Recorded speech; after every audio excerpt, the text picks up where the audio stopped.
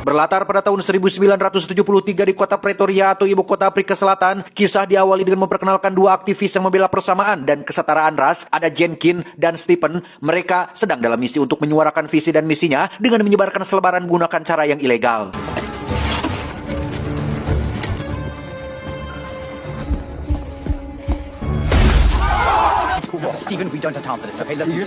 Alhasil, Jenkins dan Stephen pun ditangkap kepolisian setempat yang sebelum Jenkins benar-benar dijebloskan ke dalam penjara, sang kekasih yang kebetulan berasal dari Afrika pun membawakan sejumlah uang sesuai permintaan, di mana Jenkins langsung pura-pura izin ke toilet untuk memindahkan uang tersebut ke dalam tabung bekas cerutu yang ia masukkan kembali ke dalam tempat penyimpanan alami yang Anda semua sudah pasti paham bagian mana yang saya maksud.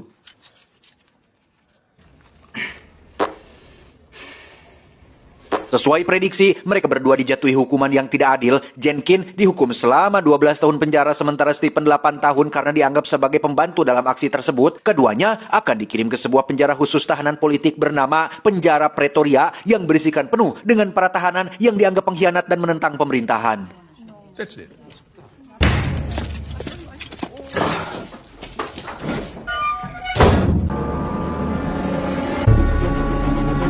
Setibanya di penjara Pretoria, Jenkins dan Stephen langsung disambut oleh bapak kepala penjara yang ingin melihat secara langsung bebenguk dari kedua orang yang dianggap mengkhianati ras dan kaumnya sendiri, karena ternyata Jenkins dan Stephen melakukan semua itu tanpa paksaan dari siapapun, alias murni dari hati nuraninya sendiri yang ingin membela kemanusiaan, karena pada dasarnya semua manusia itu sama di mata Tuhan. Read it. Here, step on the line. Sesampainya di dalam, Jenkins melihat fakta bahwa penjara ini memiliki pintu yang berlapis-lapis, dimulai dengan pintu otomatis, kemudian pintu-pintu lainnya yang hampir setiap ruangan terdapat pintu jeruji besi, dan pintu lapis baja yang dibuka menggunakan kunci konvensional.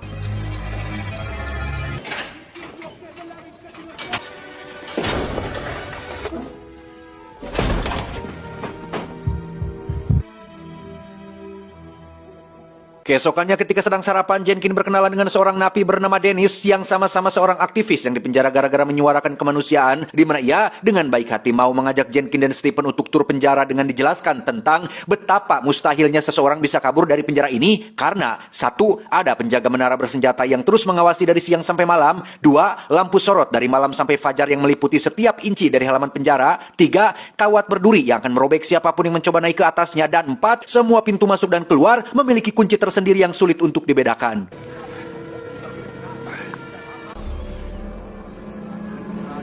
Dennis menegaskan bahwa percuma saja apabila Jenkins dan Stephen punya niatan untuk kabur karena bagi dirinya pribadi, Dennis menganggap penjara ini adalah penjara hati nurani, sehingga ia memilih untuk sabar dengan tetap meyakini visi dan misi kemanusiaannya tanpa perlu susah-susah atau repot-repot memikirkan bagaimana caranya untuk bebas.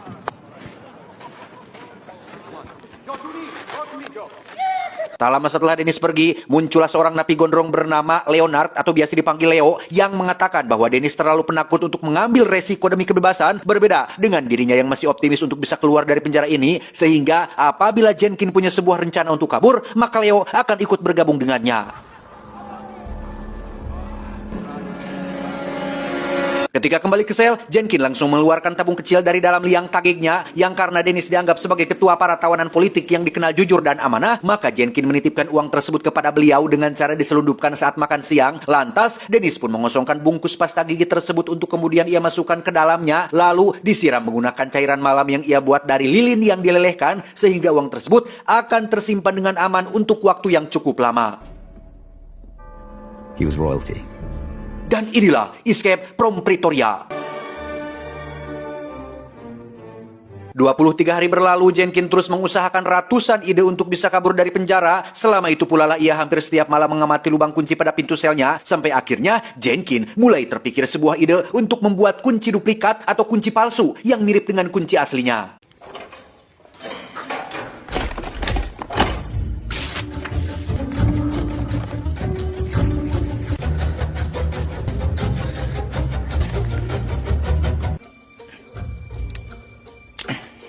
Saat jam mandi, Jenkin langsung mengutarakan idenya kepada Leo yang di awal bersedia untuk membantu apapun yang Jenkin butuhkan asalkan diajak ikut dalam rencana pelariannya. Di mana saat Jenkin berencana untuk membuat kunci duplikat dari bahan kayu, disitulah Leo mulai meragukan ide tersebut karena kayu pastinya akan mudah patah. Itulah alasannya kenapa semua kunci dibuat dari bahan logam. Namun Jenkin yang pada dasarnya cerdas pun kembali menjawab bahwa apabila kayunya dibuat berlawanan dengan ulir atau serat-serat alaminya, maka kayu tersebut kemungkinan tidak akan mudah patah.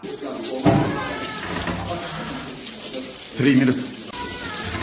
Tanpa buang waktu, mereka langsung menjalankan rencana untuk melihat seperti apa bentuk kunci yang asli, di mana Leo dengan sengaja membuat keributan agar ketua sipir datang mendekatinya, sehingga Jenkin yang berada di sana pun bisa mengamati kunci tersebut dari jarak dekat. You both can find yourself.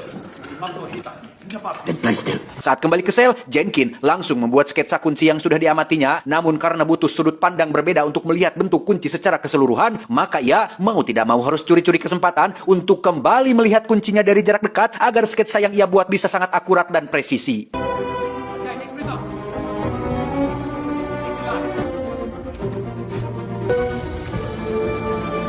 Dirasa perhitungannya sudah sempurna, Jenkin yang bertugas di bengkel kayu pun memanfaatkan kesempatan itu untuk mencuri beberapa kayu kecil yang akan ia selundupkan di bawah botol minumannya, di mana Jenkin benar-benar dibuat tegang saat ketua penjaga selalu rutin memeriksa semua botol minuman saat selesai bekerja sehingga... Here.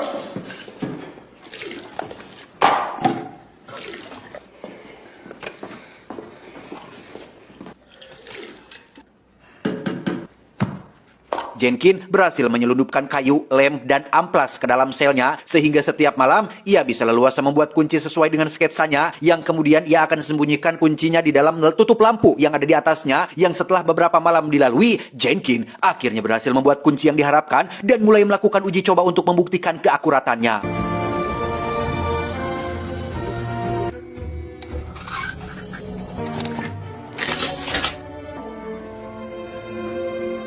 Ya, sempat senang sejenak, Jenkin lupa bahwa masih ada pintu lapis baja yang harus ia buka, di mana ia kembali harus membuat kunci lain dengan effort yang sama seperti sebelumnya dan menghabiskan waktu sekitar 30 hari untuk bisa membuat kunci tersebut.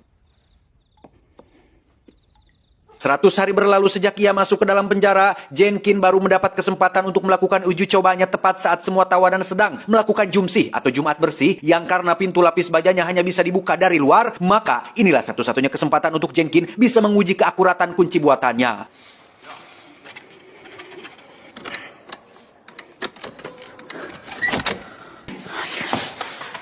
Dan ya, Jenkin berhasil membuka pintu lapis bajanya tapi tak sengaja mematahkan kunci kayunya tepat saat penjaga datang ke sana. Namun karena patahan kayunya masih nyangkut, Jenkin tidak memiliki pilihan lain selain harus mengeluarkannya dengan cepat dan...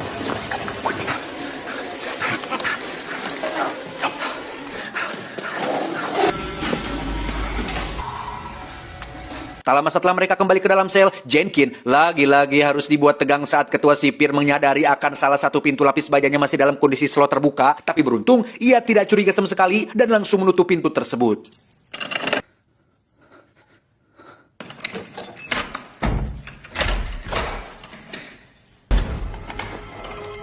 Tiba hari kunjungan, kita akhirnya akan melihat kehidupan Leonard atau Leo yang ternyata cukup menyedihkan ketika ia harus terpisah dengan anak laki-lakinya yang masih kecil dan sering diejek semua orang sebagai anak dari seorang ayah pengkhianat, sehingga makin tidak sabarlah Leonard untuk bebas dari penjara. Bahkan sempat terjadi ketegangan ketika si ketua sipir menyudahi jam kunjungan tersebut.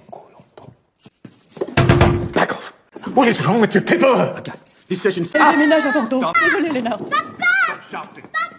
Kembali ke rencana, karena pintu bajanya hanya bisa dibuka dari luar, Leo pun terpikir menggunakan benang jahit yang dibentangkan untuk membawa kunci tersebut ke dalam lubang. Namun nampaknya cara itu tak berguna ketika mereka tidak bisa memutar kuncinya karena tangan mereka tidak cukup panjang untuk menjangkau pintu tersebut dari jendela kamar sel yang ada di sampingnya. If you can't turn it...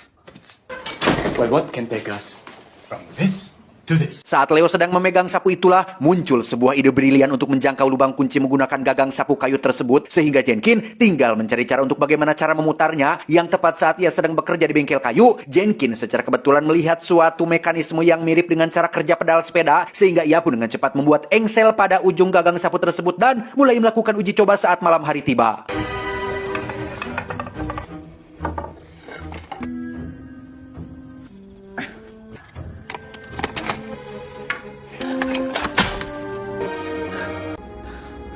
Saat sudah berhasil itulah, Jenkin yang panik oleh penjaga di luar pun tak sengaja menjatuhkan kunci dari gagang sapunya, sehingga ia yang semakin panik pun mulai berusaha mencari cara untuk mengambilnya kembali, sampai akhirnya Jenkin teringat dengan permen karet yang biasa ia simpan dan menggunakannya sebagai perekat untuk mengambil kunci tersebut.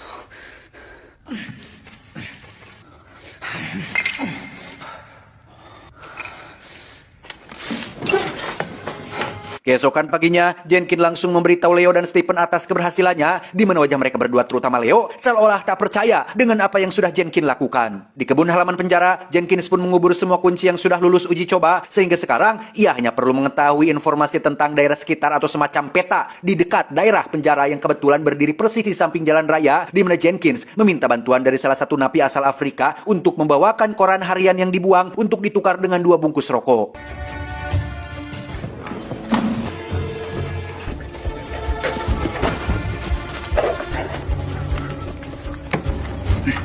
Hari ke-296, Jenkin telah berhasil menduplikat hampir semua pintu penjara, sehingga tepat saat malam hari tiba, Jenkin dan Leo membentuk selimut mereka agar terlihat seperti ada orangnya yang sedang tidur, lantas melakukan simulasi pelarian sekaligus menguji coba semua kunci-kunci tersebut tepat saat penjaga sedang membaca koran sambil mendengarkan musik.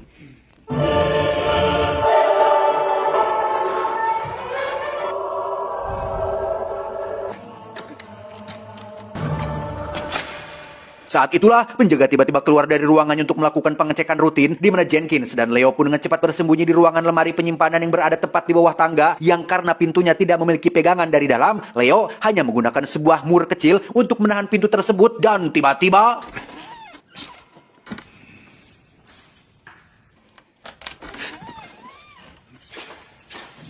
Beruntung penjaga tidak menyadari hal itu dan langsung naik ke atas untuk melakukan pengecekan, sehingga Jenkin dan Leo pun bisa dengan cepat keluar dan melanjutkan uji coba kuncinya. Usaha Jenkin akhirnya membuahkan hasil ketika semua kunci duplikat yang ia buat berhasil membuka setiap pintu yang ada. Namun saat si penjaga akan kembali, Jenkin masih belum selesai menutup pintu terakhir, sehingga Leo dengan cepat menarik Jenkin ke dalam lemari dan...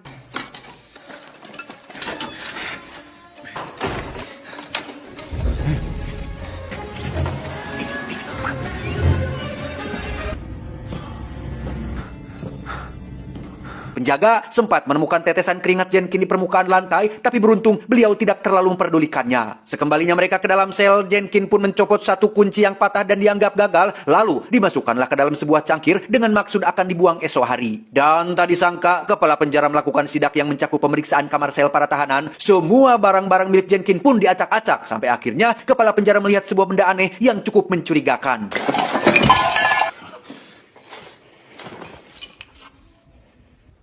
What is this? Dengan percaya dirinya, Jenkin pun mengklaim bahwa itu merupakan alat untuk meletakkan foto yang meskipun posisinya miring, si kepala penjara berhasil terkelabui. Hari ke-404, dokter penjara pun menyarankan Jenkin untuk melakukan operasi pencabutan gigi. Kesempatan itu Jenkin manfaatkan untuk mengamati pintu kedua terakhir yang ternyata dibuka menggunakan tombol yang dapat membuka secara otomatis. Pun sama, saat berada di depan pintu masuk utama, Jenkin melihat sebuah menara penjaga baru yang masih dalam tahap pembangunan, sehingga mereka harus segera kabur sebelum menara itu selesai dibangun. Tak mau memikirkan diri sendiri, Jenkin dan kawan-kawan pun mencoba mengajak Dennis dan para tahanan lain untuk ikut gabung dengan menjelaskan bahwa dirinya sudah berhasil membuat banyak kunci untuk 15 pintu terpisah yang ada di semua sudut penjara. Namun, Dennis dan para tahanan nampaknya memilih untuk tetap bertahan di sini sampai habis masa hukumannya, sekaligus terlalu takut mengambil resiko apabila nanti sampai ketahuan. Oh, he's dead right. Yes, it is. No action. Dennis tetap pada pendiriannya untuk mendekam di penjara dengan alasan sebagai bentuk perjuangan atas kemanusiaan, pun sama dengan Jenkin dan teman-teman yang sama-sama berjuang dengan cara mereka sendiri. It's the price we have to pay, all of us. Come on. We tried. Sebagai bentuk dukungan atas perjuangan mereka, Dennis pun mengambil bungkus pasta gigi berisi uang yang sebelumnya Jenkin titipkan. Ia melumuri bagian atasnya dengan odol asli agar terlihat masih baru dan meletakkannya tepat di atas ranjang Jenkins. Alhasil, ketika dilakukan sidak, ketua sipir pun tidak mencurigai pasta gigi tersebut dan seperti biasa, mereka bisanya hanya mengacak-acak saja sehingga Jenkin harus kembali membereskan kamarnya.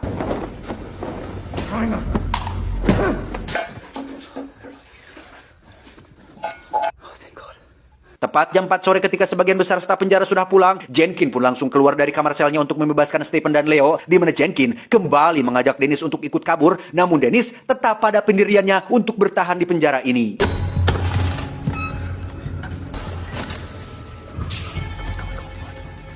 Di saat bersamaan, penjaga berbadan gempal ini pun mengalami insiden toilet mampet yang membuat pedutnya tidak bisa disiram, sehingga ia pun segera ke ruang lemari penyimpanan di bawah tangga untuk mengambil sedotan WC tepat saat sebuah kawat kecil yang menjadi pegangan pintu jatuh ke lantai dan si penjaga pun langsung mengambilnya.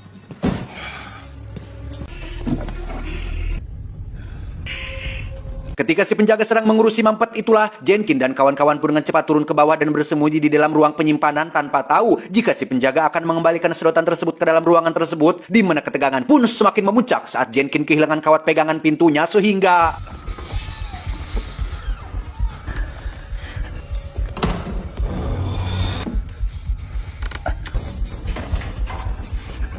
punya firasat tentang Jenkins yang sedang butuh bantuan, Dennis pun berinisiatif untuk membuat semacam pengalihan dengan memecahkan lampu kamar selnya sehingga tepat saat si penjaga sudah berada di depan ruang penyimpanan, ia pun mendengar suara Dennis yang berteriak meminta bantuan sehingga dengan sedikit terpaksa, beliau pun naik ke atas untuk memeriksanya.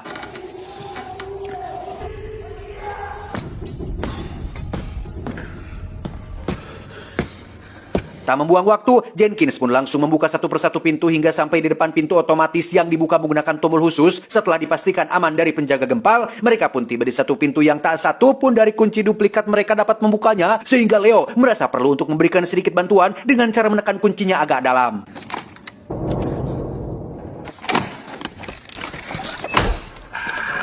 Pada akhirnya, mereka berhasil sampai di pintu terakhir yang menjadi jalan keluar. Namun, dari sekian banyak kunci yang mereka bawa, kali ini tak satu pun dari kunci-kunci tersebut benar-benar dapat membukanya. Sempat putus asa, Leo akhirnya menemukan titik rapuh dari pintu tersebut dan memutuskan untuk menjebol pasekon kayunya menggunakan obeng, di mana suara yang ditimbulkan ternyata cukup berisik yang membuat Jenkins sempat kepanikan.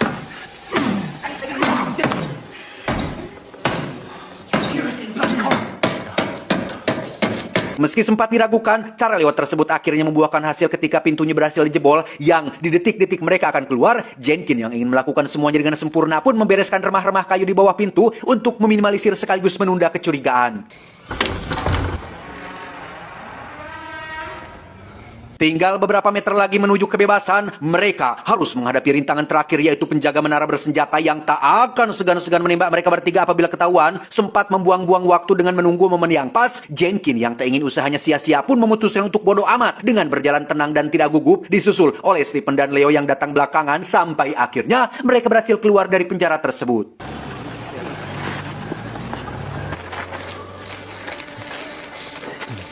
Ketegangan belumlah selesai karena mereka masih harus berjalan melewati orang-orang yang mungkin saja salah satunya adalah staf penjara yang mengenali wajah mereka. Namun dengan ketenangan dan keinginan kuat untuk bebas, mereka berhasil melewati itu semua.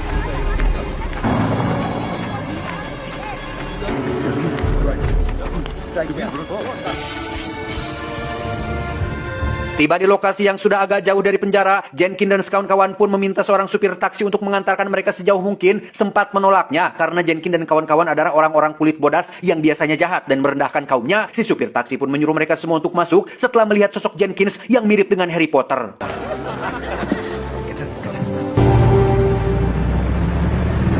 Keesokan paginya saat ketua sipir memulai rutinitas dengan membuka satu persatu sel para tahanan, beliau mulai curiga dengan Jenkins dan dua kawannya yang tak kunjung keluar, yang tepat saat dia masuk dan memeriksanya, tiba-tiba